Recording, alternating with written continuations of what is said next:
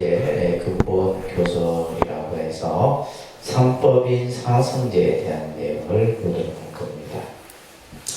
자, 먼저 상법인이라고 하는 내용을 한번 볼게요. 자, 이것을 이제 우리가 상법인을 먼저 이 내용이 어떤 거냐라는 것을 이해하기 위해서는 먼저 상법인이라고 하는 이 개념을 먼저 얘기를 하셔야 돼요. 그러니까 이제 3이라는 것은 숫자죠, 그죠? 숫자 의미고, 여기서 이제 법이라고 하는 개념이 이제 우리가 이제 앞에서도 제가 여러 차례 말씀을 드렸지만은 이 한자로는 법법자입니다, 그죠? 법이라고 하는 글자인데 이거는 이제 세 가지라는 뜻이고, 그죠? 세 가지 이 지금 법의 개념을 얘기를 하는 거예요. 자, 여기서 이제 우리가 보통 이 법을 여러 가지 의미로 설명을 합니다. 첫째는 어떤 법칙이라는 뜻을 가지고 있죠, 그죠? 규범, 법칙, 법 이렇게 할 때도 이 법법자를 쓰잖아요. 두 번째는 진리라는 뜻을 나타낼 때도 이 법이라는 글자를 한자로 사용합니다, 그죠? 진리를 얘기할 때도 법이라 쓰고. 그 다음에 세 번째는 이제 현상이라는 의미를 얘기할 때도 이 법이라는 글자를 써요. 현상. 현상이라는 것은 나타난 지금의 모습을 우리가 현상이라고 해요. 나타난 모습. 그래서 이제 이 여기서 이제 이 삼법인에서의 법은 진리, 세 가지 진리라는 뜻이에요. 세 가지 진리. 진리라는 개념이 이 여기서는 쓰여지는 겁니다. 세 가지의 진리인데 이 인자는 뭐냐면 도장이에요. 도장 인자입니다. 도장 인자. 그래서 이것은 인증이라는 뜻을 가지고 있어요. 인증. 그러니까 예를 들면 도장을 찍으면 어떻게 돼요? 그것이 이제 확실히 뭐 하게 되는 거예요. 결정되어지는 거죠. 그죠? 도장을 찍음으로써 결정되어지는 거예요. 그래서 삼법인이라고 하는 것은 세 가지의 진리가 마치 도장을 찍어서 결정되어진 그 가르침을 나타내는 건데, 이제 이 삼법인에서 이제 하나하나의 개념들이 마치 진리의 도장이다 이렇게 생각하시면 돼요. 그래서 여기서 이제 법인이라고 하는 것은 결정코 확실히 그러하고 다시 변경될 수 없는 가르침. 이거는 어떻게 보면 변하지 않는 거죠. 그러니까 이 세상에 존재하는 하나의 법칙으로서 변하지 않는 진리다라는 거예요. 이거는 어떤 누구도 변화시킬 수 없는 거죠, 그죠? 이것을 이제 세 가지 법인이라 해서 삼법인이라고 합니다. 그래서 이 세 가지의 법인은 이 세상의 모습을 부처님께서는 세 가지의 모습으로서 설명을 하고 있습니다. 자, 교재에 보시게 되면 이 세상의 이치를 이 세상의 이치가 뭐예요? 이 세상에 어떤 뭐 진리라고도 해도 되고 현상이라고 해도 되고, 우리가 세상의 진리, 이 세상의 진리가 뭐냐라고 했을 때 그것을 이제 불교에서는 일체법이다라고 얘기합니다. 그런데 일체법이라는 이제 단어가 나오면 이 세상의 진리, 이 세상의 모습, 현상 이런 뜻들이 다 포함된 거예요. 그래서 일체법의 그 실상이라는 말은 참 모습이다 이런 뜻이에요. 실상의 뜻이 뭐라고요? 참 모습, 진실된 모습을 실상이라고 해요. 이것을 이제 세 가지의 모습으로서 나타내는 것이 바로 삼법인이에요. 그래서 삼법인의 정의는 간단합니다. 부처님께서는 이렇게 말씀하시는 거예요. 따라합니다. 일체는 모두가 무상하고 괴롭고 무아이다. 이 세 가지가 바로 삼법인의 명제입니다. 자, 여러분들이 이제 알아야 될 것이 바로 이 세상은, 그죠? 이 세상의 진리는, 이 세상의 모습은 말이에요. 이 세상에 존재하는 모든 것들은 뭐예요? 첫째는 뭐예요? 무상하다. 첫째는 뭐라고요? 무상하다. 우리가 이제 불교를 공부를 잘 하려고 하면 이 무상의 개념을 잘 이해를 하셔야 돼요. 이 세상의 모든 것은 무상한 것이다. 무상한 것이고 무상한 것이기 때문에 그죠? 무상함으로 괴로움이에요. 그리고 뭐다? 무아이다. 이 세 가지를 지금 얘기를 하는 겁니다. 그래서 이 세 가지 단어는 불교의 교설에서 가장 중요한 핵심적인 개념이에요. 다릅니다. 무상, 고, 무아. 이게 이제 불교 교리의 가장 중요한 개념이에요. 그래서 모든 것은 이 세상에 존재하는 모든 것들은 뭐다? 무상한 것이고 이 세상의 현상은 그죠? 괴로움이고 그 다음에 무아이다 라는 말씀을 부처님께서 하신 것입니다. 자, 자방경이라는 경에서 이제 이것을 좀 더 풀어서 부처님께서 설하고 계시죠. 따라합니다. 색은 무상하고, 자, 큰 소리로 색은 무상하고, 무상한 것은 괴로움이고,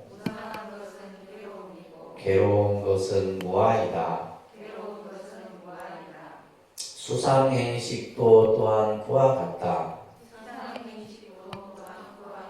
자, 요 두 줄만 알면, 여러분들이 요 두 줄의 의미만 알면 불교를 정확하게 이해할 수 있게 되는 거예요. 자, 여기서 지금 부처님께서는 색수상행식이라고 하는 거죠. 색수상행식. 자, 이것을 따라합니다. 색수상행식.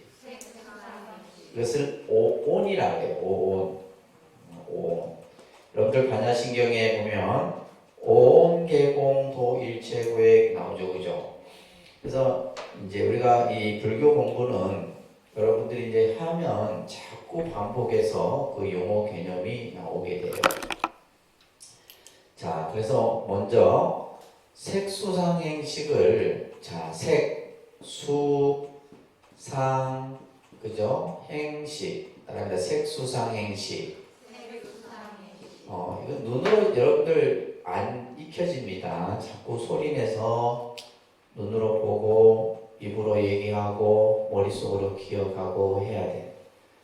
그래서 우리는 들어도 사실 잘 그것을 설명을 못해요. 왜냐하면 그냥 여러분들은 앉아서 듣기만 하는 공부만 하기 때문에 그래요. 예를 들면 좀 책도 보고 그죠? 다른 사람에게 설명도 하고 이래야 되는데 자, 따라합니다. 색수상행식.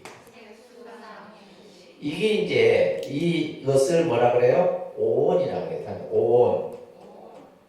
오온이라고 하는 것은 이 일체, 이 모든 우주를 구성하고 있는 5가지의 요소를 얘기하는 거예요. 그래서 부처님께서는 나는 무엇으로 이루어져 있느냐? 나. 여러분은 뭘로 이루어져 있어요?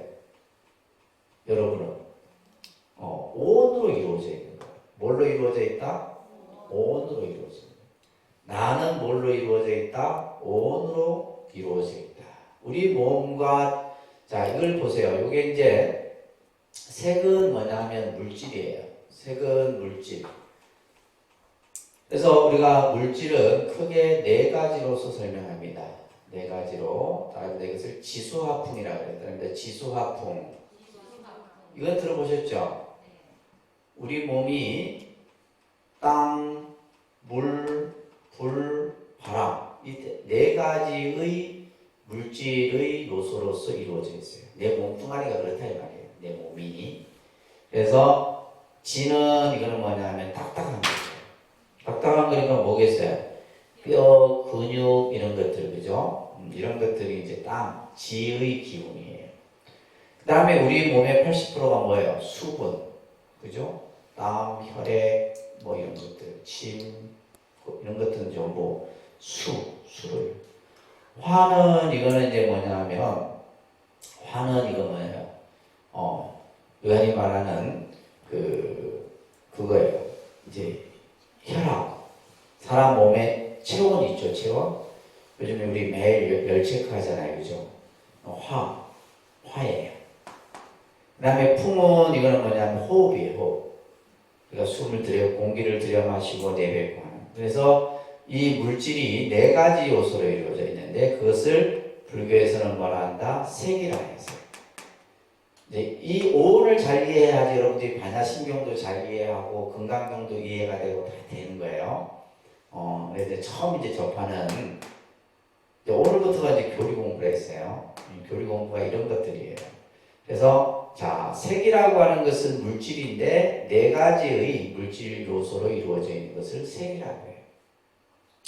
그 다음에 수상행식은 이 네 가지는 뭐냐면 이 네 가지는 정신적인 것이에요. 정신적인 거. 네 가지는 정신적인 거. 그래서 우리는 뭐냐면 나는 뭘로 이루어져 있냐 했을 때 물질과 정신의 두 가지로 이루어져 있는 거예요. 크게 얘기하면 물질과 정신적인 요소. 자, 이 수라고 하는 것은 이제 느낌이에요. 느낌. 느낌이죠. 그래서 우리는 이것을 감수라는 말로 이제 좀 어려운 표현을 쓰는데 좋다, 나쁘다, 뭐 그저 그렇다 이런 느낌 있죠, 그죠? 우리가 예를 들면 뭐 물건을 봐도 그렇고 내가 내 몸에 접촉이 돼도 그런 느낌들이 있잖아요, 그죠? 옷을 입고 해도 느낌이에요. 이 상은 이제 표상이라 해서 이 상의 작용은 뭐냐면요. 상의 작용은 이거는 이제 내 의식 속에서 떠오르는 이미지예요. 상, 이 표상이라고 해요. 그래서 예를 들면 우리가 여름에 물은 어떻게 해요? 물을 보면 어떻게 해요? 내가 물을 돼지 손에 물을 넣지 않아도 뭐요? 여름에는 그 물을 보면 우리가 시원한 느낌. 이런 것들이 상이에요. 근데 겨울에는 뭐요? 내가 물을 접촉하지 않아도 뭐요? 춥게 느껴져요. 이런 것들이 상입니다. 내 생각의 마음속에서 일어나는 하나의 이미지예요. 이미지. 그것을 상이라고 그래요. 그 다음에 행위라고 하는 것은 이것은 업이에요. 뭔가 움직임이죠. 움직임. 생각의 움직임. 그 다음에 이 식이라고 하는 것은 인식의 작용을 식이라고 해요. 그래서 이 수상행식은 전부 뭐냐면 정신적인 요소들을 하나하나 이제 설명을 하고 있는 거예요. 그래서 불교 교설은 굉장히 과학적이고 논리적입니다. 그러니까 우리의 어떤 나를 구성하는 요소로 얘기했을 때 이렇게 오온으로서 색수상행식을 가지고 얘기를 하는데 자 여기서 부처님께서는 색은 무상한 거예요. 색은 무상하다. 우리가 이제 무상이라는 걸 뒤에 배우겠지만은 무상이라는 것은 변한다 이 말이에요. 그렇죠? 물질이라고 하는 것은 고정되어 있지 않고 늘 변하잖아요. 그렇죠? 변한다 이 말이에요. 생겨났다 없어지고 부서지고 없어지는 거예요. 그렇기 때문에 우리가 무상하기 때문에 우리 중생은 늘 괴로움에서 벗어나지를 못합니다. 그러니까 영원하면 될 건데 이 세상에 영원한 게 없어요. 뭐 돈이든 권력이든 자식이든 남편이든 그죠? 영원한 것이 없다는 말이에요. 영원하지 않기 때문에 우리는 늘 그 무상 속에서 뭘 느끼는 거예요? 괴로움을 느끼는 겁니다. 또 괴롭다라고 하는 것은 무아예요. 무아라고 하는 것은 나라고 할 만한 내 것이라고 할 만한 것이 없다 이런 말이에요. 자, 만약에 이 몸이 내 몸이라 한다면 뒤에 설명이 나오겠지만 먼저 여러분들 우리는 이 몸뚱아리를 내 몸이라 해요. 그죠? 내 몸이라 하고 내가 가지고 있는 것을 내 거라 얘기해요. 근데 내 게 아닙니다. 이 몸뚱아리도 내 게 아니에요. 이 몸이 내 것이라면 우리는 아프면 안 돼요. 그죠? 아프면 안 된다. 또 늙으면 안 돼. 이 몸이 내 몸이라면 내가 가장 아름다울 때를 그대로 유지를 해야 돼. 근데 이 몸은 내 몸이 아니고 내 자식도 내 게 아니에요. 어느 일정 기간 있다가 나를 떠나잖아요. 남편도 마찬가지예요. 그래서 이 세상에 존재하는 것은 내 거라 할 만한 것이 없다. 이 개념이 무아예요. 무아. 근데 우리 중생은 이렇게 생각을 안 한다는 말이에요. 모든 것이 영원할 것 같고, 그죠? 이 세상이 마치 그냥 행복할 것 같고, 그리고 나하고 항상 영원할 것 같다라는 이런 생각 속에서 있다 보니까 그것이 어느 순간에 없어져 버려요. 그러면 인간은 이제 괴로움에서 벗어나지를 못하는 겁니다. 그래서 부처님께서는 바랍니다. 색은 무상하고 무상한 것은 괴로움이고 괴로운 것은 무아이다. 수상행식도 또한 그와 같다. 이렇게 지금 경전에서 상법인을 이제 가지고 전체 하나하나 설명을 드려요. 자, 첫 번째가 재행무상입니다. 재행무상. 잘합니다. 재행무상. 자, 상법인의 첫 번째 도장을 딱 찍어 놓은 것이 뭐냐? 재행무상이에요. 재행이라는 것은 모든 것이에요. 물질과 정신을 포함한 모든 것들. 그 모든 것들은 다시 말해서 생멸변화하는 하나의 현상의 모습이에요. 이 세상의 모든 것은 다 어떻게 해요? 생멸변화한다. 생겨났다 없어지고 변화해요. 그렇기 때문에 모든 것은 한순간도 정지됨이 없이 그죠? 변화하는 이것이 바로 무상의 원리인 거예요. 그래서 무상이라는 말을 여러분들은 변한다 이런 뜻으로 항상됨이 없다. 한문으로 얘기하면 항상됨이 없다 이런 뜻인데 항상됨이 없다라는 것은 뭐요? 늘 변한다 이런 뜻이에요. 그래서 불교에서 무상이라는 말을 여러분들이 접하면 변한다라는 뜻이구나라는 것을 꼭 기억하셔야 됩니다. 그래서 항상 그대로의 모습을 간직하고 있지 않다라는 겁니다. 이 무상은 일기무상이 있고 찰나무상이 있어요. 일기무상은 기간에 걸쳐서 생기는 무상이에요. 자, 우리 지금 이제 겨울 초입에 이제 들어서니까 어떻게 해요? 저 길거리에 낙엽들이 다 떨어져. 우리 독림소는 벌써 낙엽이 다 떨어졌어요. 제 뒤에 있는 은행나무도 한 3일 만에 그냥 그 많은 낙엽들이 수수수 다 떨어져. 낙엽이 떨어지니까 뭐 하루아침에 그냥 다 떨어져 버리더라고요. 그러니까 우리가 예를 들면 봄, 여름, 가을, 겨울 이거 뭐예요? 일기무상이에요. 계절에 따라서 그죠? 계절의 변화에서 나타나는 무상. 이건 일기무상이에요. 그 다음에 찰나무상 같은 경우는 순간, 찰나라는 말은 순간의 그 시간 속에서 잠시 내가 느끼는 거죠. 예를 들면 이제 가을에 낙엽 떨어지는 모습을 보고 세월이 벌써 한 해가 다 갔구나. 이거 뭐예요? 무상이에요. 그러니까 우리가 예를 들면 지금 여러분들에게 있어서 시간이라고 하는 것은 어때요? 이 시간이 지나면 다시 오지 않는 시간이죠. 그죠? 다시 또 뭐 오지 않는 시간이에요. 그래서 하루하루가 우리는 뭐예요? 늘 새로운 날이 돼야 돼요.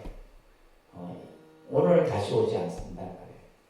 그래서 이제 이런 어떤 계절의 변화 속에서 느끼는 무상, 또 우리가 이제 살면서 가장 크게 무상을 느끼는 것은 부모, 형제의 죽음이에요. 임종을 맞이했을 때 사람은 가장 뭐예요? 무상함을 느낍니다. 근데 그것을 경험해보지 않은 사람은 잘 모르죠.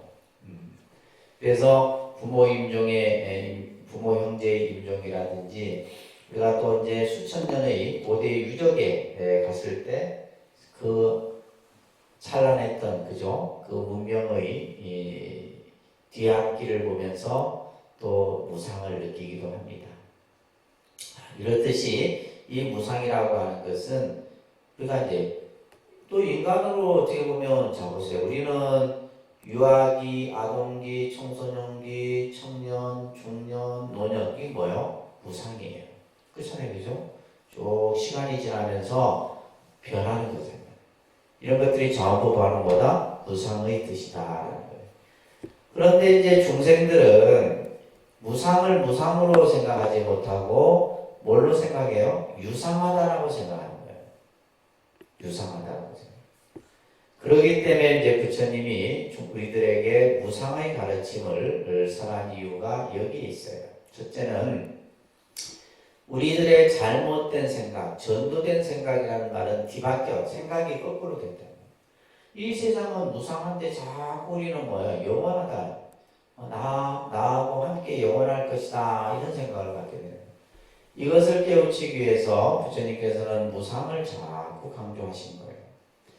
자, 두 번째는 불교의 무상설은, 자, 이게 중요합니다. 감상주의나 허무주의가 아니에요. 보통 우리가 이제 사람들이 무상하다라는 이 개념을 허무주의적 개념으로 생각하는데 그런 개념이 아닙니다. 그냥 이 실상의 모습이에요. 지금 내 눈앞에 펼쳐져 있는 그대로의 모습인데 이것이 무슨 감상주의고 허무주의가 아니다 이 말이에요. 그래서 부처님께서는 현실의 실상을 바로 직시하도록 하기 위해서 이 무상을 강조하신 겁니다. 또 세 번째도 중요한 개념이에요. 변한다는 것은 때로는 슬픈 일이기도 하지만은 변하기 때문에, 그죠? 변하기 때문에 불행했던 사람이 행복해질 수 있는 거고, 그죠? 잘 사는 사람이 못 살 수도 있는 거고, 못 사는 사람이 또 잘 살 수도 있는 거예요. 이게 바로 전부 뭐예요? 무상이에요. 그래서 이 세 가지의 개념 속에서 부처님께서는 중생들에게 무상의 가르침을 설하는 겁니다.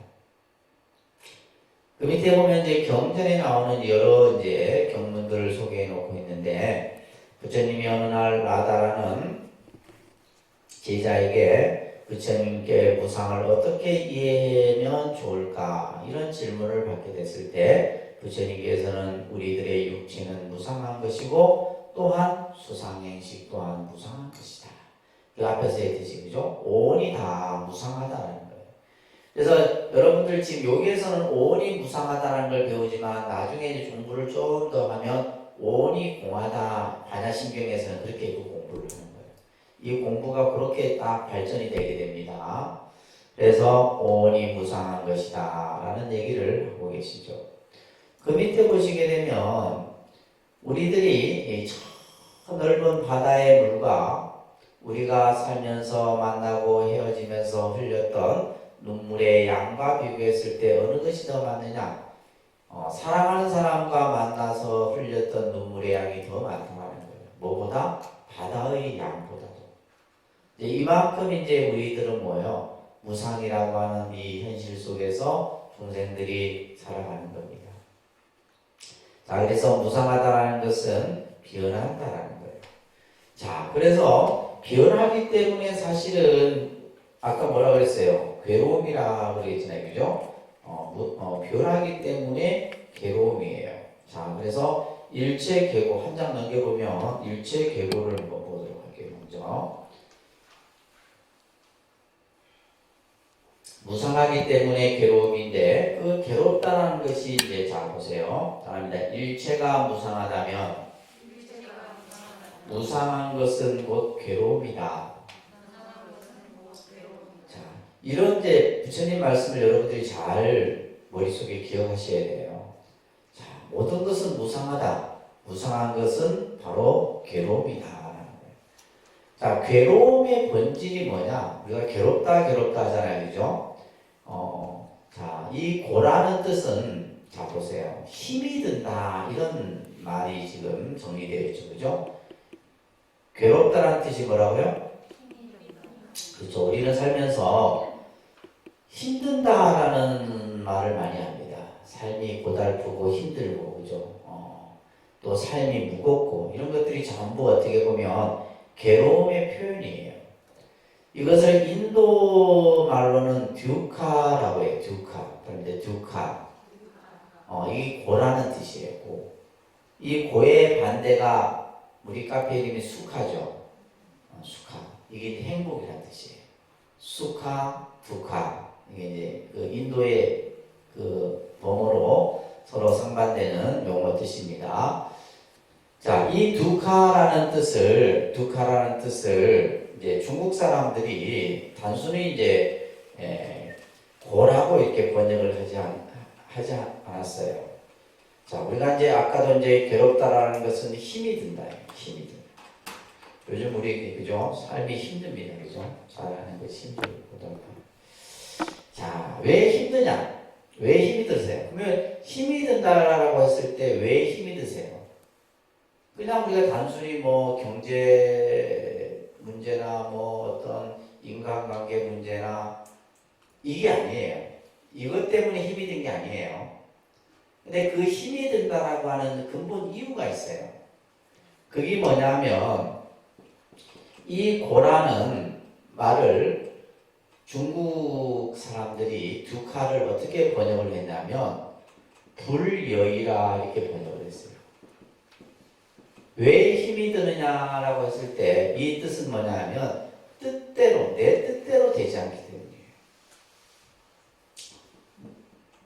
그렇죠. 우리가 예를 들면 내 뜻대로 되지 않을 때 우리는 우리의 심리적 상태가 괴롭고 힘이 든 상태가 됩니다. 그래서 우리가 왜 괴로움이냐, 왜 괴로움이 왜 생기냐라고 했을 때 뭐요? 모든 일들이 내 뜻대로 되지 않는 거예요. 그렇죠. 우리가 예를 들면 내 뜻대로 모든 것이 된다면 힘이 들고 괴로울 일이 없잖아. 돈이 필요할 때 또 돈이 내 손에 딱 주어지고, 그죠?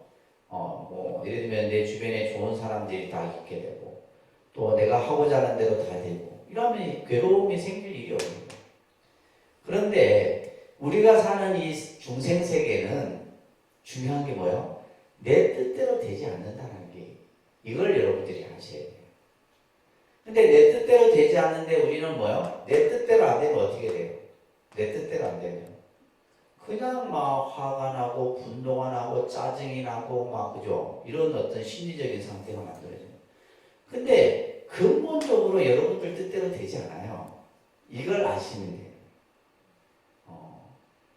그래서 이게 세상사가 내 뜻대로 될 것 같으면 뭐 저래 여러분들이 올 이유도 없죠. 근데 이 세상은 내 뜻대로 될 수가 없다. 왜 안 되냐면 우리는 뭐냐면 항상 아까도 얘기했듯이 뭐요? 내가 가진 것은 영원해야 되고, 그죠? 내가 가진 것은 남보다 더 많아야 되고, 항상 이런 생각을 가지고 살아요. 근데 세상이 그렇지가 않다는 거죠. 그래서 불여이라는 것, 내 뜻대로 되지 않는다라는 뜻으로서 이 괴로움을 설명을 해놓고 있어요. 굉장히 아주 합리적인 이 언어 설명입니다. 자, 그래서 괴로움의 종류에 보시게 되면 육체적인 괴로움이 있어요. 육체적으로 느끼는 괴로움. 이제 우리가 이제 뭐 병을 얻었을 때 이런 괴로움들을 많이 느끼게 되겠죠, 그죠? 그 다음에 파괴나 손실에 의해서 생기는 괴로움이 있어요. 그래서 이런 것들은 이제 재난이나 이런 것을 당했을 때, 뭐 태풍 피해나 해일이나 화재나, 그죠? 산재 이런 재난을 당했을 때 느끼는 괴로움이겠죠. 그 다음에 행보는 일체가 다 괴로움이에요. 그러니까 우리가 예를 들면 살아서 숨 쉬는 그 삶 자체가 뭐다? 괴로움이다 하는 괴로움이에요. 그래서 이제 뒤에도 사고 팔고의 이제 얘기가 나오는데, 자, 그건 좀 이따 보도록 하고, 자, 여기서 중요한 것은 괴로움의 원인이에요. 자, 이걸 알면 괴로움을 우리는 벗어날 수가 있어요. 왜 괴로움이 생기느냐? 괴로움이 생깁니다. 자, 첫 번째, 무상이고 무아인 존재를 놓고 우리는 유상유학이 발해요. 다시 말해서 영원하지 않는데 내 것이 아닌데 우리는 뭐요? 영원하다 생각하고 내 거라는 생각을 해요. 그러니까 우리 중생은 참 어리석인 것이, 그러니까 내 것도 아닌데 우리는 여러분들은 전부 내 거라는 이름을 붙여놓고 있어요. 그냥 붙여놓습니다. 내 몸뚱아리도 아닌데 내 몸이라고. 내 자식도 아닌데 내 자식, 내 거라고. 그러니까 그냥 아들을 하면 되겠는데 내 아들이 꼭 내의 어떤 소유적 개념을 만들어 버리죠. 그렇죠? 여러분들이 사는 집은 나의 집, 내 집, 내 차, 내 남편, 내 아들 전부 내 거. 그래서 그건 절대 뭐예요? 빼앗겨서도 안 되고 잃어버려서도 안 돼. 여러분들 다 그래 생각을 하는 거예요. 그래서 이런 것들이 결국 뭐냐면 중생들의 그릇된 욕망이 바로 괴로움의 근원이 되는 거예요. 근데 이것이 이제 자꾸 이제 인간은 뭐예요? 그 욕망을 점점 채우려고 한단 말이에요. 근데 욕망이 바로 괴로움의 원인인 줄 모르는 거죠, 우리가. 욕망이 괴로움의 원인인 줄 모르는 겁니다. 또 하나는 무상과 무아인 자체에 빠져서 이걸 어떻게 보면 이제 삶을 회의적으로 느끼는 거죠. 아이고, 이 세상 살면 뭐 하겠노. 이래도 한 세상, 저래도 한 세상인데, 그죠? 그래서 막 삶을 포기하는. 그래서 우리가 흔히 말하는 이제, 심지어는 이제 막 다른 어떤 선택, 자살까지 하게 돼요. 우리나라가 자살률이 높은 거예요. 자살률이 높은 거예요. 오히려 잘 사는 나라일수록 자살률이 높습니다. 자살. 그러니까 예를 들면 이제 뭐 사회보장이나 모든 것이 다 보장이 되어 있으면 뭔가 노력하려고 뭔가 삶이라는 것은 어떻게 보면 이 어떤 흥망성쇠가 있어야 되는데 그냥 편안하면 삶이 재미없어요. 때로는 편안하다가도 막 그냥 쑥 그냥 떨어졌다가도 다시 한번 일어나고 이래야 되는데 이제 그걸 싫어하는 사람은 이제 삶이 힘든 거죠. 그래서 이 스스로의 삶을 자포자기한 상태로 인해서 괴로움이 발생이 된다. 그래서 어떻게 보면 불교의 가르침은 우리가 살아가는 현실의 문제, 그래서 현실의 문제에서 여러분들이 지금 겪고 있는 가장 큰 현실의 문제는 이 문제죠. 무슨 문제? 고의 문제입니다. 고의 문제. 힘이 드니까 절을 찾게 되고 힘 안 들면 절에 안 옵니다. 절에 힘이 안 드는 사람은 절에 안 가요. 교회도 안 가고. 근데 뭔가가 내가 힘이 드는 한 구석이 있어. 그것이 뭐 어떤 내 문제가 됐든 내 어떤 자기 자신의 개인적인 것이 됐든 자식의 문제든 그죠? 이런 문제가 있기 때문에 여러분들이 심리적인 안정을 찾고자 절을 찾게 되고 그죠? 종교를 찾게 되는 거예요. 근데 이것의 근본 원인이 있는 거예요. 이 괴로움의 근본 원인이 있다는 거예요. 그것을 찾는 것이 바로 여러분들이 불교 수행이고 이제 공부를 통해서 알아가는 겁니다. 자, 밑에 보시면 불교에서 고를 강조합니다. 불교에서. 그래서 불교라는 종교가 가지고 있는 제일 명제는 이 세상은 괴로움이다라는 거예요. 이 세상은 뭐라고요? 괴로움의 삶이다라는 거예요. 괴로운 줄 알아야 됩니다. 괴로움이라는 현실 속에 우리가 있다는 것을 알아야 돼요. 우리가 사는 세계를 무슨 세계라 그래요? 우리가 사는 중생 세계를 불교에서는 사바 세계라 그래요. 무슨 세계? 사바 세계라 그러죠? 사바 세계란 말이 바로 무슨 말이에요? 괴로움의 세계라는 뜻이에요. 사바 세계라는 말 자체가 무슨 세계냐? 고해라고 해요. 고해. 괴로움의 바다다 이렇게 이제 얘기를 합니다. 괴로움의 세계예요. 그러니까 우리는 지금 괴로움이라고 하는 테두리 안에 있어요. 근데 여러분들은 괴로움 속에 있으면서 나는 안 괴로울 거야 이러면서 막 발버둥 치니까 더 허우적거리지. 근데 이 괴로움이라는 세계, 그렇기 때문에 이 세계에 사는 종생들은 딱 하나의 그 개념을 가지고 살아야 돼요. 뭐 해야 돼요? 참아야 돼요. 이 세계를 살아가기 위해서는 뭐 해야 돼요? 참아야 됩니다. 그러니까 여러분들이 지금까지 생각해 보세요. 참았으니까 이 정도 살아와셨지. 예전에 참지 않았으면 벌써 뭐요? 다 그냥 마이웨이 했지. 지금까지 그냥 참고 앞으로도 더 참아야 돼요. 늙어 죽을 때까지 참고 살아야 돼요. 그게 뭐냐면 우리가 이 세계에 사는 중생의 삶이에요. 이거는 뭐냐면 가진 자건 못 가진 자건 있는 사람이건 없는 사람이건 똑같이 누리는 거예요. 우리는 그렇죠. 사람들이 생각할 때 괴로움을 누가 많이 느낄 것 같아요? 오히려 있는 사람이 더 많이 느낍니다. 없는 사람은 그냥 없다 생각해서 더 이상 욕심도 안 부리고 그게 없어요. 근데 있는 사람은 뭐예요? 더 많은 걸 얻으려고 하고 더 많은 걸 누리려고 하고 그래요. 그러다 보면 그래서 내가 요즘에 이제 딱 느낀 게 뭐냐면 우리 스님들도 사실은 그러니까 무소유 그냥 필요 없는 것 이 사실은 뭐 무소유라는 개념이 이제 법정 스님 같은 경우는 굳이 필요 없는 것들이 그죠? 우리가 사는 내 주변에 너무 많다 이 말이에요. 불필요한 것들이. 여러분들 집에 한번 가보세요. 전부 필요 없는 것들이에요. 근데 그것도 뭐예요? 못 버리는 거예요. 가지고 뺏겨서. 저도 마찬가지예요. 뭐 저는 안 그랬구나. 저도 마찬가지예요.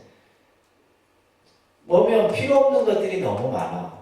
그 필요 없는 것들을 가지지 않는 것이 바로 무소입니다. 아무것도 없는 게 무소의 개념이 아닙니다. 불필요한 것들을 너무 많이 가지고 있다는 거예요. 불필요한 것들. 그래서 어떻게 보면 제가 사실은 독립선언이 없을 때는 독립선언 이게 없을 때는 저는 괴로움이 없었어요. 무슨 말인지 아세요? 이게 생기고 나서부터 뭐가 생겨요? 괴로움이 항상 끊이지 않는 거예요. 그렇잖아요. 이게 없으면 나는 진짜 홀가분할 것 같아. 내가 이걸 왜 만들었는지 몰라. 그런 생각이 수도 없이 들어요. 그러니까 예를 들면 다른 사람이 봤을 때는 그냥 이 비싼 땅에 이 좋은 건물에 천만의 말씀. 그거는 제 3자가 보는 관점이고, 나는 그냥 아마 지금 이거 없었으면 아마 유학 가갖고 코로나 때문에 오가도 못할 뻔했겠구나. 유학 가서 그냥 공부나 하고 이러고 있었을 거예요. 그러니까 우리가 어떻게 보면 가지건 못 가지건 우리가 사는 이 세계는 전부 뭐예요? 이 괴로움이라고 하는 현실에서 벗어날 수가 없는 거예요. 그래서 이제 부처님의 선사들은 어떤 말씀? 괴로움을 괴로움인 줄 알면 괴로움은 없어지는 거예요. 근데 우리가 예를 들면 괴로움인 줄 모르니까 사실은 점점 더 괴로움의 굴레에 빠지게 된다는 거예요. 그래서 부처님께서 이 우리가 사는 세계를 괴로움의 세계다 이렇게 얘기를 하신 거예요. 이걸 그냥 세상을 부정적으로 부처님이 설명하신 게 아닙니다. 우리 현실이 그렇잖아요. 그죠? 객관적으로 딱 놓고 보세요. 있어도 괴롭고 없어도 괴롭고, 그죠? 자식이 있어도 괴롭고 없어도 괴롭고 다 똑같은 거예요. 전부 우리 중생의 이 현실의 모습을 보면 다 그냥 우리가 모르니까 저 사람은 행복하겠지 생각하지만은 행복한 얼굴 뒤에는 뭐가 있어요? 괴로움의 문제들이 한 가지씩은 다 아무거나 가지고 있다는 거예요. 아시겠죠? 이게 이제 우리가 불교에서 괴로움을 강조하는 겁니다. 그래서 이 괴로움의 현실에서 벗어나는 것이 바로 불교의 목적인 거예요. 자, 그래서 모든 것은 괴로움이다. 자, 그렇다면 우리가 왜 괴로움이다라고 했을 때 아까 무상고무아라 그랬죠, 그죠? 무아이기 때문에 사실은 우리는 이 괴로움에서 갇혀 있게 되는 거예요. 자, 세 번째 명제가 재범무아입니다. 따라합니다. 재범무아. 이 무아의 교설은 아주 중요한 교설이에요. 우리 앞으로 넘어가서 보시면 무아의 교설은 이거는 불교의 부처님이 아주 독창적인 교설입니다. 이 무아설이라고 해요. 무아설. 그래서 이 무아설이 나중에 이제 공사상으로까지 연결이 됩니다. 아주 중요한 개념이에요. 그래서 이 세상에 존재하는 모든 것은 이 말이에요. 나라고 할 만한 실체가 없다. 나라고 할 만한 실체가 없는 거예요. 아까 나는 뭘로 이루어져 있다 해서 온으로 이루어져 있는 것이 나예요. 그렇기 때문에 나라고 할 만한 실체가 없다. 실체라고 하는 것은 참 모습이라는 이런 뜻이에요. 무엇을 나라고 하느냐? 근데 우리는 보통 무엇을 여러분들을 보고 여러분들 스스로가 나라고 할 수 있는 것이 무엇이냐? 우리는 결국 뭐예요? 거울에 비춰진 내 모습을 우리는 나라 그러는 거예요. 그죠? 근데 이 나라고 하는 것은 끊임없이 뭐예요? 변하고, 그죠? 또 늙고, 병들고, 죽어가는 거예요. 근데 이것이 이제 과연 진정한 나인가? 자, 따라합니다. 나는 무엇인가? 사문이나 바라문이 나의 실체를 헤아린다면 그것은 모두가 오치온에서 비롯된다. 오치온이란 말은 나라는 뜻이 아까 얘기했던 온이라는 뜻이에요. 그래서 나는 무엇인가라고 했을 때 나는 5가지의 쌓임으로 구성되어져 있는 것을 나라한다. 자, 그런데 우리는 나라고 했을 때 이 2가지 성질이 있어야 되는 거예요. 이게 중요한 내용입니다. 첫째는 상일성이 있어야 돼요. 상일성. 첫 번째는 뭐예요? 상일성이라는 말은 나는 그죠? 우리 내 몸과 마음은 변해가지만은 처음부터 나는 나여야 된다는 말이에요. 나여야 된다. 근데 우리는 이제 상일성을 가지지 못해요. 왜? 무상하기 때문에. 무상하기 때문에 상일성이 없어요. 자, 이 얘기는 뭐냐면, 자, 여러분들 그 사진, 증명사진들 찍으시잖아요. 10대, 20대, 30대, 40대, 50대 이렇게 쭉 사진을 찍어 놓고 보면 얼굴이 똑같아요. 전부 다 달라요. 내 지금 현재 이것도 내인 것 같고 이것도 다 내 모습인데 하나도 똑같지 않아요. 그거는 뭐예요? 무상이라는 거예요. 나라는 것이 뭐냐면 어떤 성장의 과정에서 변해진 내 모습이기도 하지만은 그죠? 바로 이것은 뭐냐면 나라고 하는 무상을 그대로 우리가 이해할 수 있는 하나의 모습인 거죠. 그래서 저 같은 경우는 20대 증명사진도 있고 30대 뭐 40대 뭐 몇 년마다 증명사진을 제가 좀 많이 찍었거든요. 아무래도 학교 다니다 보니까. 여러분들 사진 다 내셨어요? 사진들 좀 찍어서 내. 사진만 먹고 살아야지. 누구는 어떻게 뭐 셀카 찍어서요. 그러지 말고 좀 저 사진관 가서 하나 찍어. 얼마나 나중에 보면 사진 안 찍어 놓으면 어떤 사람 보면 영영 사진도 없는 사람이 있어요. 사진들 좀 찍어놔야 되겠대. 증명사진 같은 거 찍어 놓으면 좋아요. 그래서 저 같은 경우는 증명사진을 다 이제 쓰고 남는 사진들 있잖아요. 그대로 다 있어요. 보면 다 틀려. 내 얼굴이 아니야. 그러니까 지금 얼굴이 가장 좋은 얼굴이에요. 오히려 20대 때보다도 지금 얼굴이 더 나는 좋아 보이는데 아무튼 그렇듯이 내 모습이 전부 뭐예요? 변해가는 거죠. 그거는 뭐냐면 상일성을 가져야 하는데 상일성을 가지지 못하는 거예요. 자, 2번째가 중요합니다. 주제성을 가져야 하는데 이 주제성이라고 하는 것은 뭐예요? 그죠? 내가 내 마음대로 할 수 있어야 돼요. 근데 우리는 내 마음조차도 내가 마음대로 못한다 이 말이에요. 그래서 이것에 대해서 이제 부처님께서 이런 말씀을 하셨어요. 자, 우리는 자 보세요. 여러분들 몸에 있는 모든 어떤 신체 기관들을 얘기할 때 내 눈이다, 내 코다, 내 입이다, 내 손이다 이렇게 표현하죠, 그죠? 전부 내라는 이름을 붙여서 얘기를 합니다. 부처님께서는 이렇게 얘기해요. 같이 한번 소리내서 따라 읽습니다. 눈이 만일 나라면 핍박의 괴로움을 받을 까닭이 없고 이리저리 원하는 대로 할 수가 있으리라. 그러나 눈은 내가 아니기 때문에 핍박의 괴로움을 받고 이리저리 원하는 대로 할 수가 없다. 기, 코, 혀, 몸, 의지 또한 그와 같다. 그러니까 우리가 예를 들면 내 눈이고 내 몸이고 내 거라고 하지만은 내 마음대로 할 수 없다. 여러분들 자식이라면 자식들 여러분들 마음대로 할 수 있어요? 할 수 없다는 거예요. 내 마음조차도 내 마음대로 못하는데 내 몸 또한 내 마음대로 못하는 거예요. 그러니까 아까도 얘기했듯이 여러분들이 가장 아름답고 젊었을 때 그대로 딱 유지해야 되는데 내가 아무리 발버둥 쳐도 그죠?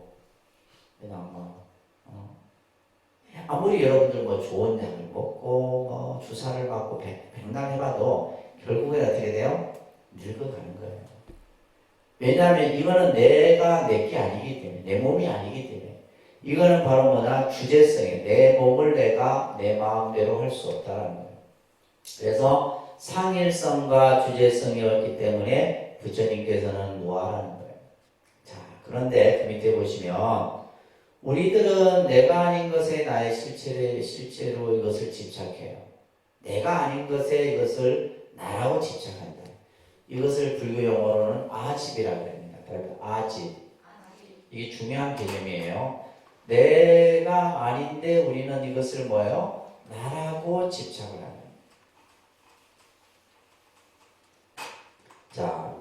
이게 보면 이제 우리가 불교에서 나라는 아가 있고 그죠?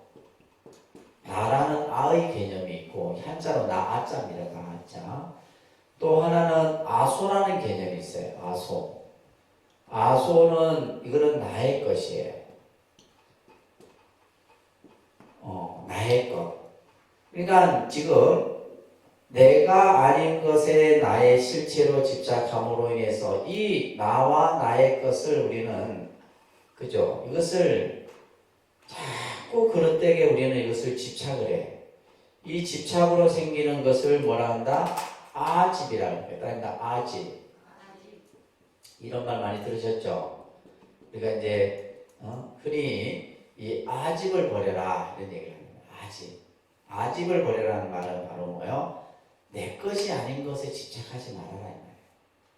근데 우리는 이것이 전부 중생들은 어리석어서 내 것이 아닌데 자꾸 내 거라고 집착하고 나의 거라고 내 거라고 생각을 하는 거예요. 자, 이로 인해서 뭐가 생기는 거예요? 대립과 분열과 괴로움이 생기는 거다. 자, 그러면 괴로움이 생기는 원인이 바로 뭐 때문이에요? 그릇된 집착으로 인해서 생기는 거예요. 괴로움이 왜 생긴다고요? 이것을 잘 여러분들이 이해를 하셨어요. 그래서 이제 우리가 흔히 이제 불교를 얘기할 때 집착을 버리는 가르침이 바로 불교 공부다 얘기를 하는 거예요. 그릇된 집착을 잘하고 이게 왜 그릇된 집착을 하게 돼요? 중생이 어리석기 때문이에요.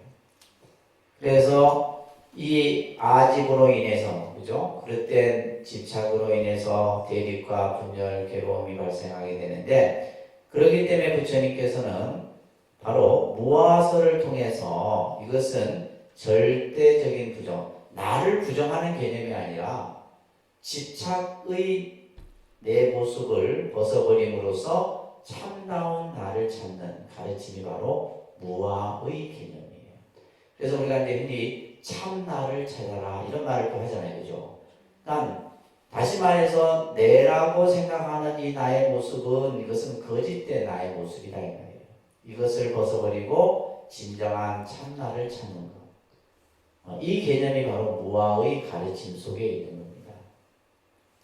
자, 따라합니다. 일체는 무상하고 무상한 것은 괴로움이고 괴로움은 바로 괴로움은 나라고 할 만한 실체가 없는 것이다. 자, 괴롭기 때문에 우리는 뭐요? 이 나라고 할 만한 실체가 없다라는 이 개념을, 무아의 개념을 함께 여러분들이 이해를 하셔야 돼요. 그래서 무상고 무아의 개념을 같이 이해를 하셔야 됩니다. 자, 이것을 이제 따릅니다. 재행무상, 일체계고, 재범무아. 이것을 삼법인이라 하는 거예요. 삼법인. 따릅니다. 재행무상, 일체계고, 재범무아. 자, 이것을 이제 세 가지 진리로서 마치 도장을 딱 찍어 놓은 것처럼 이것은 변하지 않는 가르침이에요. 그래서 이 삼법인이 이제 불교 교설에 있어서 가장 중요한 핵심이 되게 됩니다. 그리고 이제 여러분들 사성제의 가르침이 서려지게 되는데 사성제. 이 삼법인과 더불어서 이 사성제도 굉장히 중요한 교설입니다. 사성제. 네 가지 성스러운 진리다라는 뜻이에요. 네 가지 성스러운 진리. 자, 이 사성제는 불교에서 상담 심리를 설명하는 데 있어서도 이 사성제의 원리를 가지고 얘기를 해요. 그래서 모든 부처님의 교설은 이 사성제로서 다 설명을 할 수가 있게 돼요. 그래서 가장 중요한 핵심 교설입니다. 우리가 이제 사성제를 먼저 이제 한번 배워볼게요. 그러니까 고, 집, 멸, 도, 고진멸도. 자, 이 사성제가 바로 고진멸도예요. 고진멸도라고 하는 네 가지의 명제입니다. 자, 여기서도 지금 이제 우리가 중생의 현실을 부처님께서는 뭐라고 얘기했어요? 괴로움의 세계다. 그죠? 고를 얘기하셨어요. 이 고라고 하는 것은 결과죠. 이것을 그래서 과라고 합니다. 과. 자, 우리가 괴롭다라고 했을 때는 그 괴로움의 상태가 이미 벌어진 결과의 모습이에요. 그래서 중생의 삶은 괴로움이에요. 괴로움. 그래서 앞에서 이제 고에 대한 얘기를 쭉 했었는데, 자, 여러분들 교재에 보시면, 자, 따라합니다. 어떤 것이 고성제인가? 자, 큰 소리로 어떤 것이 고성제인가? 자, 생로병사는 고다. 자, 우리가 이 생로병사가 가장 근본의 괴로움이죠. 가장 근본적인 본질적인 괴로움이 바로 이 생로병사예요. 태어나고 늙고 병들고 죽는 것. 이거는 누구나 거스릴 수 없는 거예요. 그래서 이 네 가지는 모든 존재가 다 똑같이 겪는 거예요. 똑같이 겪는 괴로움이 바로 생로병사예요. 생로병사. 그 다음에 네 가지가 있는데, 원증해고. 한문으로 되어 있죠, 그죠? 그러니까 원증해고. 원증해고라는 말은 미운 사람이 서로 만나는 고통이에요. 미운 사람이 서로 만나는. 우리가 예를 들면 세상을 살면서 미운 사람은 안 봤으면 하죠. 내가 예를 들면 좀 서로 불편한 관계에 있거나 안 좋은 그런 어떤 기억이 있는 사람은 안 봤으면 합니다. 그런데 아주 중요한 시기에 그 사람을 만나게 돼요. 그래서 그 미운 감정이 더 큰 미운 감정으로 만들어져요. 그래서 원한이 원한을 낳는다는 말이 있거든요. 원한이 원한을 또 낳아요. 이게 원증해고입니다. 그래서 우리가 살면서 가능한 한 미워하고, 그죠? 원수를 만들면 안 돼요. 반드시 만납니다. 아시겠어요? 내가 누군가를 상처를 주면 그 상처를 준 사람을 반드시 만나게 돼요. 예전에 이제 제가 한번 이제 그런 경험이 있었는데, 이제 스님들이 출가를 하는 과정이 굉장히 힘들어요. 힘들고, 공부하는 과정도 힘들고 그렇습니다. 그래서 이제 통도사에 이제 출가를 하러 온 행자 하나가 이제 저희 이제 제 사제가 될 인연에 대해서 이제 한 일주일 있으면 이제 기회를 받고 스님이 되는 그런 이제 단계까지 이제 공부를 했죠. 근데 이제 어느 날 제가 그때 창원에 있었는데 갑자기 이제 통도사에 좀 가고 싶어서 통도사에 가려고 이제 우리 암자에 딱 갔더니 이 행자가 신도들을 앉혀놓고 사주를 보고 있었던 거예요. 근데 그게 나한테 딱 걸린 거야. 걸려갖고 이제 절대 그거는 해서는 안 되는 일이거든. 왜냐면 그거는 이제 은사 스님에게도 누가 되고 우리 같은 경우는 이게 이제 전부 연결돼 있어요. 그래서 여러분들도 마찬가지거든요. 여러분들 부모, 일가 형제, 집안, 권속들이 다 연결돼 있고 한 사람이 녹먹고 끝나는 문제가 아니다. 그래갖고 이제 이 스님이 되기 전에 이 버릇을 고쳐야 되겠다 싶어서 이제 불러다 앉혀놓고 삼천배를 시켜요. 삼천배를 일주일간 하면 이제 용서를 해주겠다. 근데 뭐 삼천배를 어떻게 해요?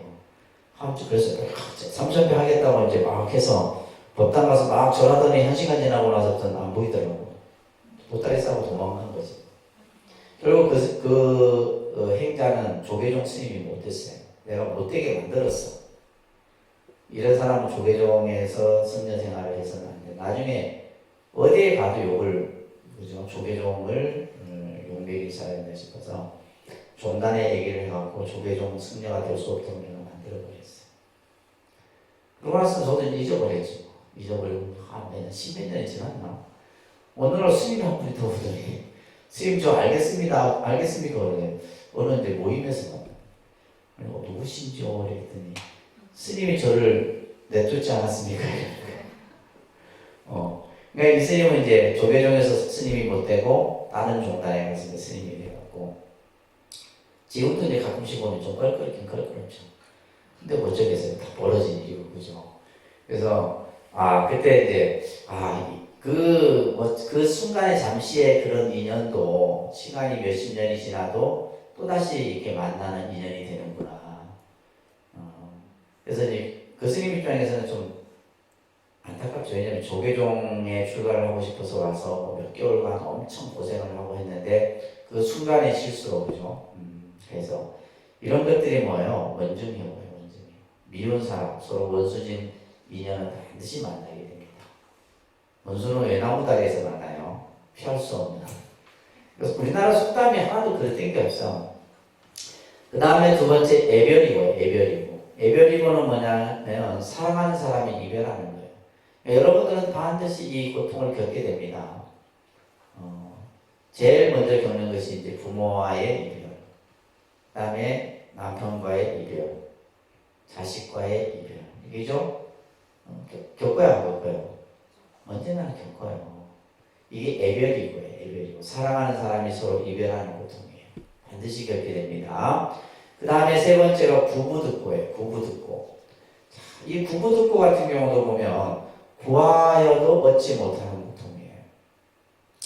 그러니까 우리가 보면 어떤 사람은 그냥 뭐 크게 잘 하지 않았는데도 막 그냥 일이 잘 되고 돈도 잘 벌리고 이런 사람이 있죠, 그죠?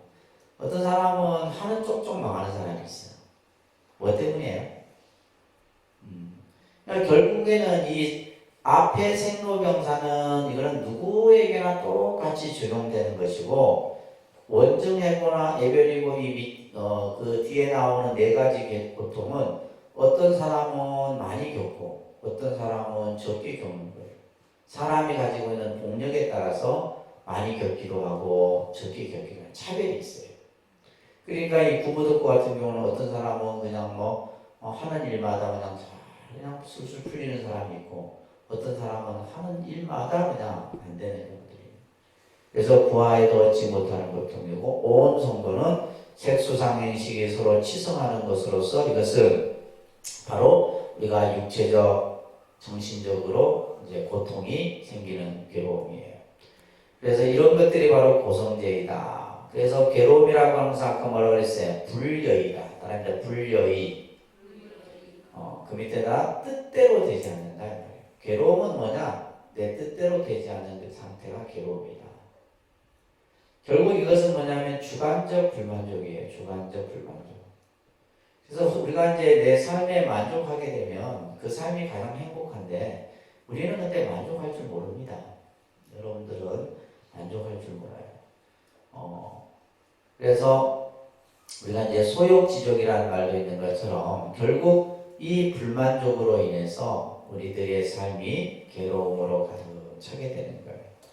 자, 그 다음에 이제 집성제, 바로 이게 이제 고를 얘기하고. 그러면 이 집성제라고 하는 것은 괴로움의 원인이 도대체 뭐냐? 괴로움이 왜 생기느냐라고 했을 때 뭐 때문에 생긴다? 집착이다. 뭐 때문에 생긴다고요? 집착으로 인해서 괴로움이 생긴다. 아주 간단하잖아요. 우리가 예를 들면 지금 괴로움을 없애기 위해서 부처님 법을 믿고 절에 와서 기도하고 수행을 한다고요. 집착만 버려버리면 돼. 근데 여러분들이 이 집착을 못 버리는 거예요. 이것을 이제 집성제라고 합니다. 그래서 괴로움의 원인은 바로 뭐다? 중생들의 그릇된 집착이다. 그래서 그 괴로움에 일으키는 요인들을 보게 되면 다 탐욕, 성냄, 원망, 이런 것들이에요. 그 다음에 무지, 무상, 어리석음, 교만, 고집, 이런 것들은 우리들이 갖고 있는 정말 안 좋은 마음의 모양들이에요. 그죠? 교만하고 또 어리석고 그 다음에 분노와 이런 것들이 이제 만들어짐으로 인해서 결국 뭐가 일어나는 거예요? 괴로움이 일어나는 거예요. 자, 그래서 이제 그것을 그냥 하나의 단어로 얘기하면 그릇된 뭐다? 집착으로 인해서 괴로움이 생기는 거다. 자, 그러면 이제 우리가 괴로움을 없애는 방법을, 그죠? 원인을 알았으니까, 그렇죠? 그래서 이제 우리가 병을 치료하기 위해서도 병의 원인, 병이 왜 생겼는지의 원인을 알면 병을 치료할 수 있잖아요. 그래서 부처님을 대의왕에 비유를 합니다. 여러분들 교재에 보시게 되면 대의왕이 병의 상태를 잘 알고 병의 원인을 잘 규명하여 병을 치료하되 다시는 재발하지 않도록 하는 네 가지 덕을 분비하여 환자를 치료하듯이 열에는 이 사성제를 사덕으로 삼아 대의왕으로서 생사의 모든 괴로움을 치료한다. 다시 말해서 우리 중생의 괴로움의 그 아픔과 고통을 무엇으로 치료하느냐? 그 괴로움이 생긴 원인을 알면 치료할 수 있는 거예요. 아시겠어요? 괴로움의 원인이 뭐라고요? 그릇된 집착이에요. 여러분들이 딱 내가 예를 들면 지금 괴로워. 그러면 그 괴로움이 왜 생겼느냐? 우리는 뭐 남편이나 자식이나 뭐 이런 사람 이것 때문에 생긴 게 아니에요. 그거는 이제 2차적인 거고 중요한 것은 뭐예요? 내 안에 있는 내가 가지고 있는 뭐요? 집착으로 인해서 괴로움이 생겼다는 사실을 우리는 그것을 자꾸 생각 안 하려고 하죠. 이제 그게서 비롯된 건데 이 집이라는 개념을 자꾸 생각해요. 자, 이렇게 이제 부처님이 설해 놓으셨어요. 자, 여기까지만 이제 불교가 만약에 설해졌더라면 불교는 미완성의 종교가 되겠죠. 예를 들면 괴로움의 원인의 집착이다. 근데 예를 들면 괴로움을 해결하는 방법을 가르쳐 줘야죠. 그죠? 그게 바로 뭐냐면 도성제입니다. 도성제. 괴로움의 멸에 이르는 길이에요. 다시 말해서 괴로움을 없애는 길을 부처님께서 도성제로서 설명합니다. 이게 이제 예를 들면 인이 되겠죠. 그죠? 여기서는 뭐가 돼요? 인이 돼요. 이것은 인이 되고 그리고 나서 이제 이 멸성제 마지막 멸성제는 이거는 뭐가 돼요? 화가 되는 거예요. 화. 그래서 마지막 괴로움이 소멸된 상태를 멸성제라 얘기를 하는 거예요. 괴로움이 소멸된 상태를 멸성제라 하는데 자 여기에서 이제 이 도성제는 여기서는 이제 뭐냐면 실천이 이제 강조되는 거예요. 실천. 나 괴로움 내가 우리가 쉽게 얘기해서 자 사람들이 자 괴로움의 원인은 집착이다. 누구나 알 수 있죠. 누구나 압니다. 이거는. 근데 괴로움의 원인이 집착이라는 걸 안다고 해서 괴로움이 없어져요? 안 없어집니다. 그러면 이걸 없애기 위해서는 반드시 그 없애는 치료약을 써야 되는데 그것이 바로 도성제의 가르침인 거예요. 이것이 바로 뭐냐 하면 팔정도 수행이라 얘기를 합니다. 무슨 수행? 자, 여러분들이 이제 처음 이제 이 실천 수행에 대한 공부를 8정도부터 먼저 들으면 8정도 수행이에요. 자, 그래서 부처님께서는 8가지의 그죠? 치우치지 않는 8정도의 수행을 이제 말씀하시는데 이것이 바로 중도의 수행이에요. 중도 수행. 그러니까 중도라고 하는 것은 어느 한 변에 치우치지 않는 거예요. 아까 우리는 중생은 너무 한쪽에 치우치기 때문에 문제가 되는 거예요. 한쪽에 치우쳐. 그죠? 우리 중생은 뭐냐? 자기가 좋은 것만을 늘 추구한단 말이에요. 그래서 이 중도라는 개념을 부처님께서 이제 설명을 하시는데, 수행도, 예를 들면 여기서 여러분들 교재 보게 되면 거문고의 비유가 나옵니다. 이 거문고의 비유를 여러분들이 잘 이해를 하시면 좋을 듯 싶어요. 소원아라는 비구가 있었어요. 소원아 비구가 있었는데 이 비구가 참 열심히 공부를 하지만은 자신의 공부가 잘 되지 않아요. 그래서 나는 이 길이 내 길이 아닌가 하다 생각하고 어느 날 부처님께 이제 출가를 접을 것을 부처님께 얘기를 하러 가죠. 갔더니 부처님께서 이 수원아 비구에게 너는 출가하기 전에 무엇을 했느냐 이렇게 물으니까 거문고를 다루는 악공이었어요. 이 소나비구가. 저는 출가하기 전에 검은고를 탔습니다. 현악이죠, 그죠? 그래서 소나비구요. 검은고 줄이 너무 탱탱이 조여지면 소리가 잘 나느냐? 소리가 잘 나지 않습니다. 검은고 줄이 너무 느슨해도 또한 소리가 잘 나지 않아요. 그래서 그 줄이 잘 알맞게 조절되었을 때 아름다운 소리가 나는 것처럼 수행도 마찬가지예요. 너무 막 한다고 막 그냥 몸을 상해가면서 수행하는 것도 바람직하지 않고 너무 또 그냥 게으르게 하는 것도 바람직하지 않는 것이다.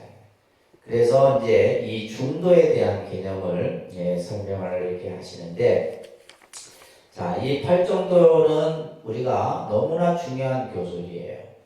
자, 여러분들 교재 보시게 되면, 그래서 우리가 어떻게 수행을 해야 되느냐라고 했을 때, 아까 얘기했듯이 중도의 수행을 해야 되고, 그 중도의 수행을 실천하기 위해서 여러분들이 이제 팔정도의 수행을 해야 된다.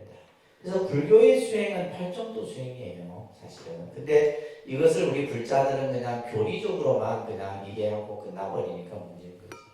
자, 따라합니다. 이걸 이제 외우셔야 돼요. 그런데 정견, 정사, 정어, 정업, 정명, 정정진, 정령, 정정. 자, 이 8가지 길이에요. 8가지 올바른 수행의 길이에요. 이것으로 우리는 뭐로부터? 괴로움으로부터 벗어날 수 있고 집착으로부터 벗어날 수 있다.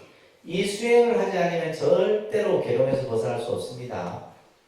예를 들면 뭐 맨날 여러분들 뭐 집착하지 말아라, 마음을 비워라, 이렇게 들어가고는 그게 없어지는 게 아니다 이 말이에요. 내가 실질적으로 이 수행을 해야 돼요. 자, 첫 번째가 정견입니다. 따라합니다. 정견. 그래서 불교 공부의 시작은 정견으로부터 시작해요. 정견. 자, 여러분들이 지금 불교를 공부하는 이유도 뭘 하기 위한 거냐? 정견을 세우기 위한 거예요. 내가 부처님 법을 알지 못하면 정견이 설 수가 없어요. 이 정견이라는 것은 바른 견해입니다.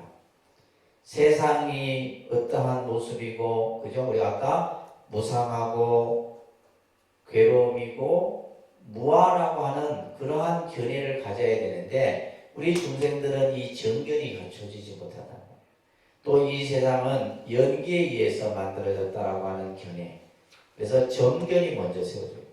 참선 공부든 마음 공부든 연불이든 뭐든 간에 모든 공부의 가장 첫 번째는 정견입니다. 아시겠죠?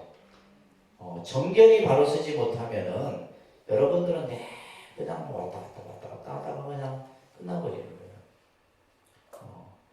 이 정견이 바로 서야지만 그 정견으로서, 그죠? 바른 안목으로서 바른 생각이 만들어지겠죠, 그죠? 바른 생각. 바른 생각이 갖춰지게 되면 그 생각 속에서 항상 내 입에서 나오는 말이 정어가 되겠죠. 바른 말이 나오는 거예요. 그리고 바른 행위가 행해지게 되고, 정명은 바른 생활이에요. 정정진, 끊임없는 노력이에요. 자, 그리고 나서 그 노력을 통해서 우리는 뭐요? 정념. 이 정념도 중요해요. 바른 생각을 유지하는 거예요. 항상 내가 부처님 법을 생각하고 부처님의 법에 입각해서 행동하고 정념의 삶을 살고, 그리고 마지막에 이제 이루는 것이 바로 정정이에요. 자, 이 정견으로부터 시작해서 마지막에 이르는 길이 바로 뭐다? 정정입니다. 이 정정이 이제 우리가 이 말하는 마음의 깨침, 지혜의 완성을 얘기하는 거예요. 그래서 이 팔정도가 제일 먼저 정견으로부터 시작해요. 그러니까 정견, 정사, 정어, 정업, 정령, 정정진, 정념, 정정. 그래서 요게스의 정이라고, 바를 정자라고 하는 것은 바르다, 틀리다의 정과 사의 개념이 아니에요. 치우치지 않는 거예요. 생각이 치우치지 않아야 되고, 견해가 치우치지 않아야 되고, 말이 치우치지 않아야 되고, 그죠? 내 행위가 치우쳐져서 안 돼요. 또한 생활이 치우쳐져서 안 돼요. 그러면서 마지막에 내 마음까지도 딱 정정에 이르는 상태가 되었을 때, 그때 우리가 뭐로부터? 괴로움으로부터 벗어날 수 있다. 이런 얘기를 합니다. 그래서 이 8정도의 수행이 괴로움을 벗어날 수 있는 그러한 실천 수행인 겁니다. 자, 따라합니다. 먼저 해 뜨기 전에 밝음이 비추듯이 괴로움의 사라짐에는 정견이 나타나고 정사 내지 정정을 일으켜 마음에 해탈이 있게 된다. 자, 그래서 우리가 괴로움을 없애는 데는 먼저 정견이다. 바른 견해가 세워져야 돼요. 아시겠죠? 그래서 이 바른 견해는 뭘 통해서 만들어져요? 여러분들이 부처님 공부를 통해서 만들어요. 공부를 하지 않으면 정견이 세울 수가 없습니다. 우리가 예를 들면 뭐 책에서 보는 거나 뭐 예를 들면 이거는 이제 생각이 치우쳐질 수 있는 거예요. 그래서 우리가 항상 불교를 공부할 때는 부처님 경전, 부처님의 말씀을 근본으로 해서 그 정견이 갖춰져야 돼요. 그랬을 때 내지 정정에 이름으로써 궁극에는 뭐요? 마음의 해탈을 이룰 수 있는 가르침이 바로 이 사성제의 가르침이에요. 그러니까 고진멸도 다 외우셔요. 다 외우셔야 됩니다. 4가지 진리의 말씀이다 라는 뜻이에요.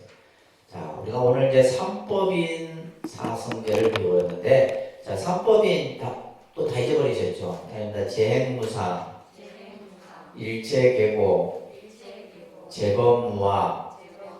그래서 무상하고 괴로움이고 무아이다. 그죠? 그리고 이것을 이제 우리가 해결하기 위해서는 4가지 성스러운 가르침으로서 고진멸도의 가르침을. 근데 이 교설이 불교 교설의 가장 밑바탕이 됩니다. 나중에 뭐 불교 교설이 막 그냥 굉장히 막 발전이 되더라도 이 개념이 가장 근본이 되는 개념이라고 보시면 됩니다. 아시겠죠? 다음 시간에는 이런 빠지면 다음 시간에 연기법 공부할 거예요. 연기법.